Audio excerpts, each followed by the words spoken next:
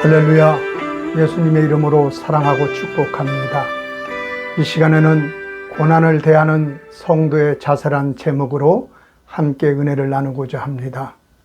코로나19 이후 우리는 너무나 길고 힘든 시간을 보내고 있습니다.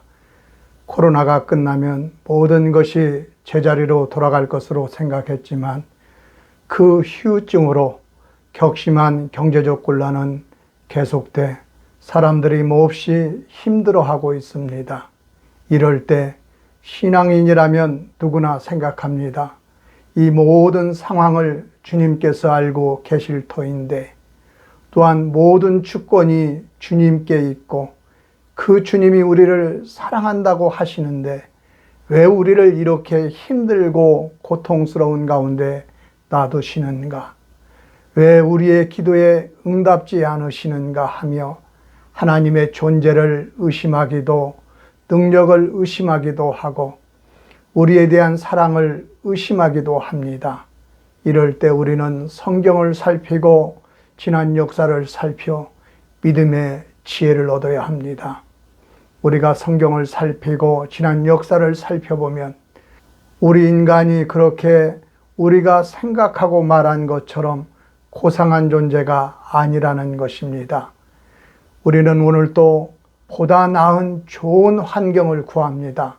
걱정 없으면 예수 잘 믿을 것 같고 다 천국 갈 것 같습니다. 그런데 천만에 만만해지요. 성경이 말하고 있는 인간은 아담의 범죄 후 완전한 타락입니다. 로마서 1장을 들어 설명하면 하나님을 알되 하나님을 영화롭게도 하지 아니하며 감사하지도 아니하고 오히려 그 생각이 허망하여지며 미련한 마음이 어두워졌나니 스스로 지혜 있다 하나 어리석다고 썩어지지 아니하는 하나님의 영광을 썩어질 사람과 새와 짐승과 기어다니는 동물 모양의 우상으로 바꾸었다고. 좋은 환경이 인간을 구원하지 못한다는 것입니다. 여러분, 아담의 타락이 환경 때문입니까? 모든 것이 완벽한 환경, 에덴 동산에서 범죄했습니다. 예수님의 십자가의 죽음을 통해서만이 인간이 구원을 받는다는 것은 아무리 좋은 환경을 통해서도 인간은 스스로 구원에 이르지 못한다는 절망적 존재라는 것입니다. 오늘날 우리는 교회가 세상의 정치적 힘을 가지면 하나님의 나라가 든든히 설 것처럼 얘기하는 분들이 있고 착각하는 분들이 계십니다. 아니에요. 초대교회 로마의 그 큰 죽음의 핍박을 이겨내고 로마 제국이 기독교를 인정하는 것을 넘어 국교로 삼잖아요. 그래서 한 나라의 황제가 교회의 수장인 교황 앞에 무릎을 꿇고 조아리는 힘을 교회가 가지게 되었습니다.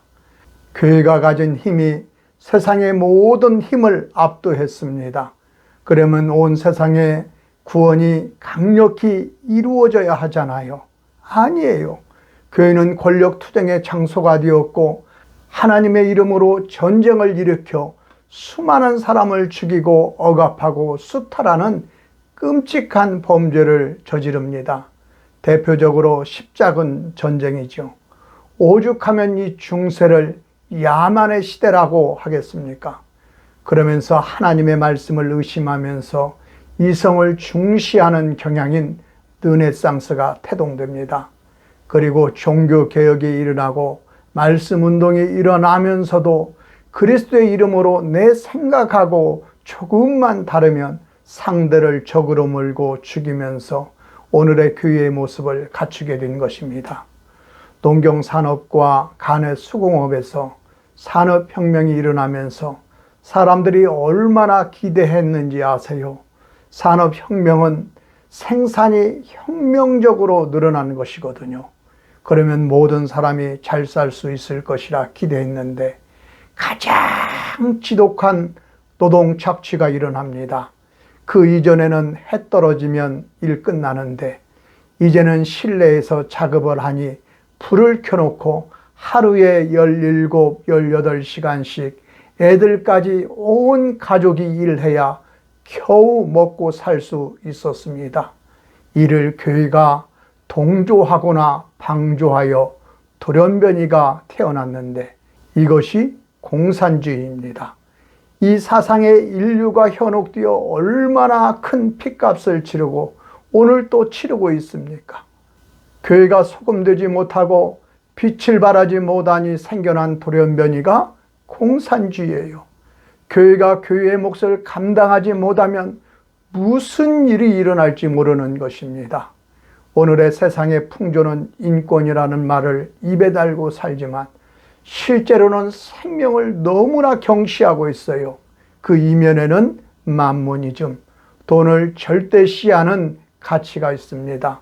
교회 안에도 이런 풍조가 스며들기 시작했습니다. 이대로 놔두면 어떤 또 다른 돌연변이가 나타날지 모른다는 것입니다.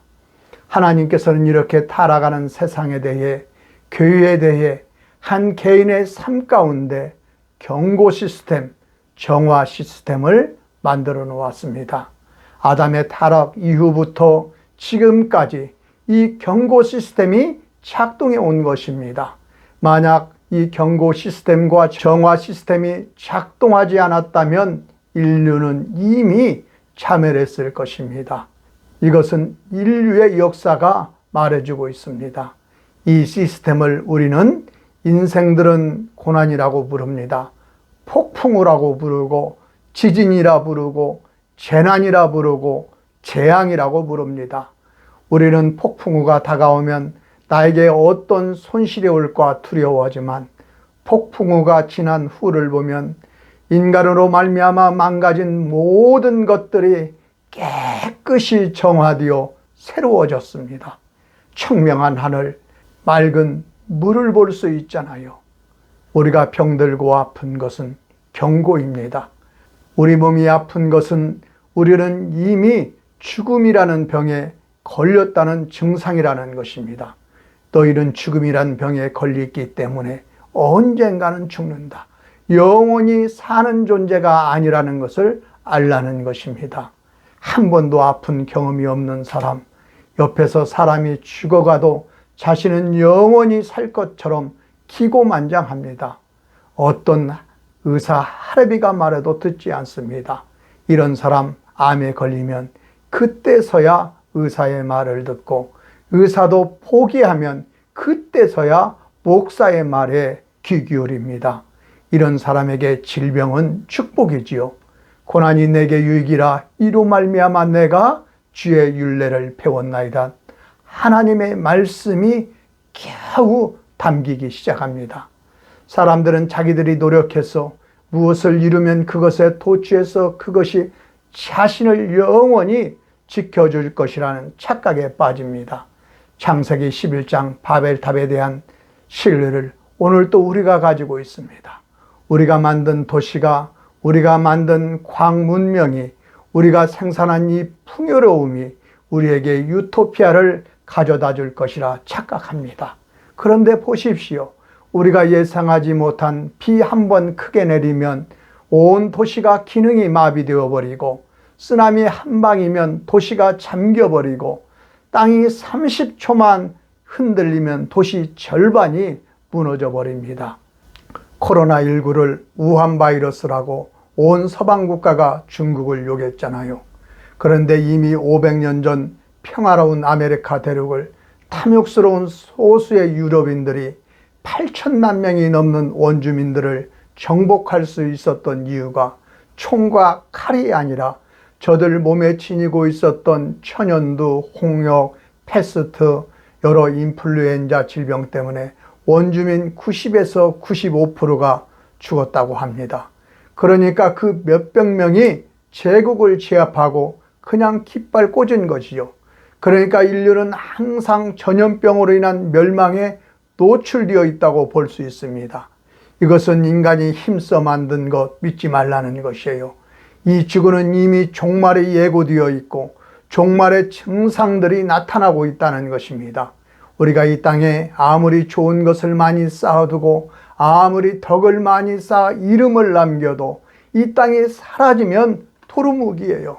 우리가 광개토대왕, 세종대왕, 이순신 모두가 존경하잖아요.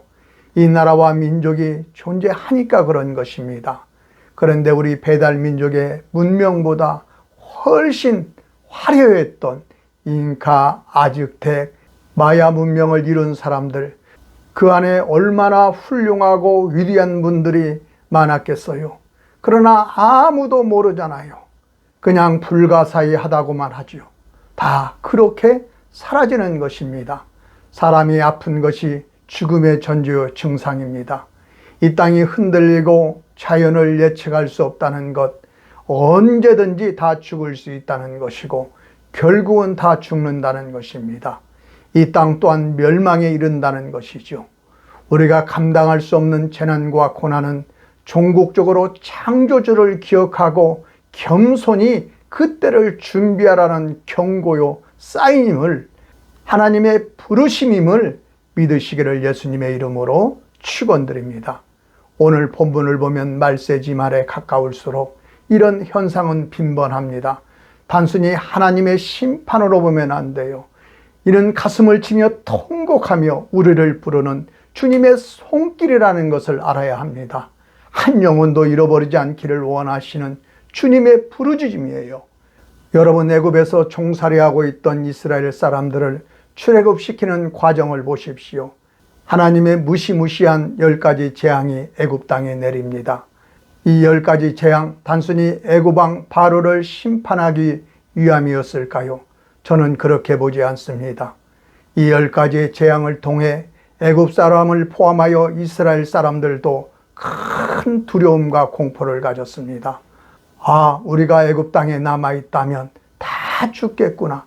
살려면 애굽 땅에서 빨리 벗어나야겠구나 하고 출애굽기 12장을 보면 애굽 사람들은 이스라엘 사람들을 빨리 내보내려 하고 이스라엘은 물론이거니와 허다한 잡족까지 이스라엘을 따라 줄줄이 출애굽했다고 합니다.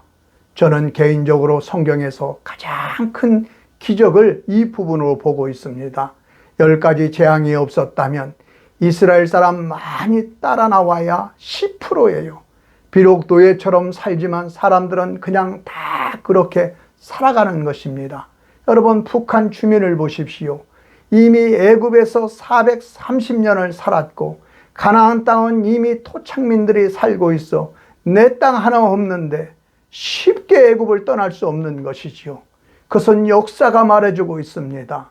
바벨론의 포로로 잡혀간 사람들이 70년이 지난 후 고레스의 칙령에 따라 1차, 2차, 3차에 걸쳐 이스라엘로 돌아올 수 있는 기회가 옵니다. 그렇게 사모하는 하나님의 성전이 있는 곳, 그런데 돌아온 숫자가 고작 5%예요. 우리도 마찬가지입니다. 우리도 일제 식민 지배 때에 국경을 넘어 중국과 러시아, 일본으로 떠난 많은 사람들이 있었습니다. 해방이 되어 돌아온 사람들은 몇 프로예요? 소수예요. 그냥 삶의 터전이 이루어지면 그냥 그곳에서 사는 것이 인생입니다. 변화를 싫어합니다. 도저히 못 살겠다 싶어야 그 자리를 뜨는 것입니다. 출애굽의 10가지 재앙은 애굽 사람에게는 심판일 수 있지만 이스라엘에게는 한 영혼도 잃어보지 않기를 원하는 하나님의 간절함이에요.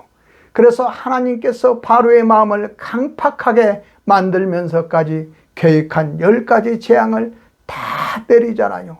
그러니까 여기 있으면 우리도 죽겠다 싶어 아무것도 생각하지 않고 하나님의 말씀을 쫓아서 친척 본토 아비집을 떠난 아브람과 같이 애굽을 떠나 아무도 반기지 않는 가나안 땅을 향해 떠날 수 있었던 것입니다. 그냥 살 수 없도록 땅을 흔들고 몸을 비틀어 짜야 죽겠다 싶으면 창조주를 생각하고 그 종말의 때를 생각하는 것이 인간입니다. 그래서 예수 믿는 우리들은 세상이 흔들릴수록, 고통이 크면 클수록 하나님의 때가 가까워지고 있구나, 하나님의 손길이 이미 내게 미쳤구나 하고 그 때를 준비하는 지혜로운 성도가 되어야 한다는 것이 성경이 말하는 고난에 대한 성도의 자세입니다. 이와 같이 되시기를 예수님의 이름으로 축원드립니다. 이와 같이 고난의 때에 하나님의 지혜를 얻어 하나님의 온전한 사람으로 하나님을 기쁘시게 하는 삶이 되시기를 축원드립니다. 이를 위해 주여 삼창하고 기도하겠습니다. 주여, 주여, 주여. 하나님 아버지 고맙고 감사합니다. 하나님 아버지 우리가 통화당하는 고난으로 말미암아 하나님 아버지 낙심하지 말게 하여 주시고 하나님 진실로 아버지 하나님 이 멸망의 때를 준비하는 지혜로운 열처녀처럼 하나님 아버지 기름을 준비하고 죽임을 맞을 준비하는 하나님 아버지 지혜로운 성도님들이 되어줄 수 있도록 도와주시옵소서. 모두가 성령으로 충만하게 하여 주시옵소서.